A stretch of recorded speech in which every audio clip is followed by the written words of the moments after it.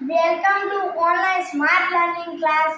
The students who are from vernacular can speak English, balance, science and general knowledge. I am Arish Chaudhary. I am going to present my knowledge about happy hormones of brain. There are four happy hormones in brain. They are dopamine, oxytocin, serotonin, endorphin. Now dopamine.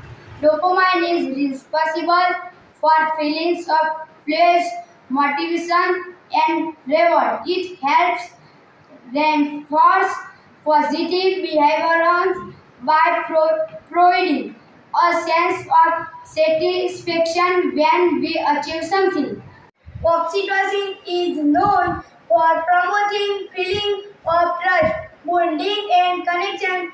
It plays a vital role in relationship, childbirth, and breastfeeding. Regulate mood, sleep, appetite, and digestion. It is closely linked to feelings of happiness and emotional balance. Levels are often associated with depression. Natural painkillers and stress relievers, they are released during activities like exercise, eating, and massage. Thank you for watching our video. Please